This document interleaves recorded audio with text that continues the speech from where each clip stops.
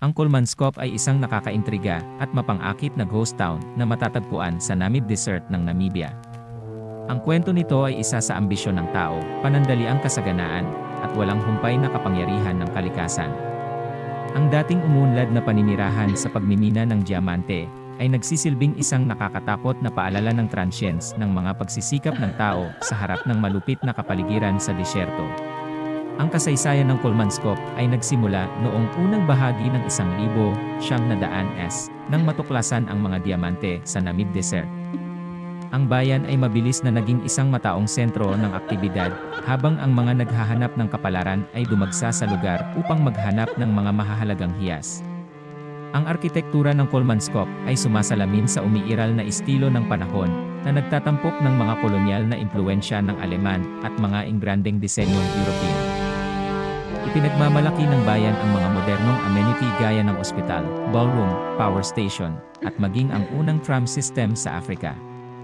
Gayunpaman, ang pagmamadali ng brilyante ay panandalian, at noong 1950s, ang mga patlang ng brilyante ay naubos na humahantong sa unti-unting pagbaba sa mga kapalaran ng Kolmanskop.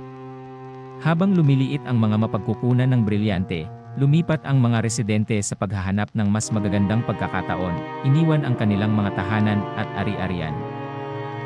Gayunpaman, ang kalikasan ay may iba pang mga plano para sa Kolmanskop. Ang walang humpay na hangin sa disyerto ay nagsimulang umihip na nagdadala ng pinong buhangin at ibinaon ang dating makulay na mga gusali sa ilalim ng mga patong ng palipat-lipat na buhangin.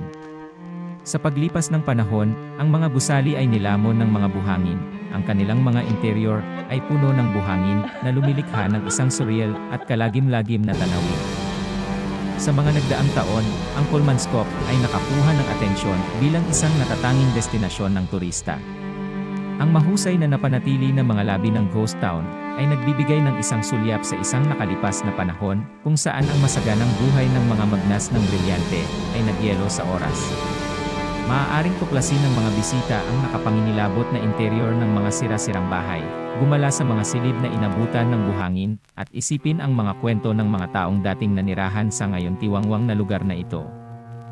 Ang mga photographer, mahilig sa kasaysayan, at mausisan na mga manlalakbay ay parehong naakit sa misteryosong pang-akit ng Kolmanskop. Ang kaibahan sa pagitan ng matikas na arkitektura at ng mapanghimasok na disyerto ay lumilikha ng isang mapang-akit na visual na salaysay na nagsasalita ng impermanence ng mga nagawa ng tao sa harap ng walang humpay na puwersa ng kalikasan. Ang Kolmanskop ay naninindigan bilang isang matinding testamento sa panandaliang kalikasan ng kasaganaan at ang walang hanggang kapangyarihan ng disyerto. Ito ay nagpapaalala sa atin na kahit na sa mga pinaka-hindi magiliw na kapaligiran, ang mga bakas ng mga pagsisikap ng tao ay maaaring mag-iwan ng isang pangmatagalang marka na pumupukaw ng pagmumuni-muni tungkol sa paglipas ng panahon, ang katatagan ng kalikasan, at ang mga kwento na umaalingaw sa hanging buhangin ng Namib Desert.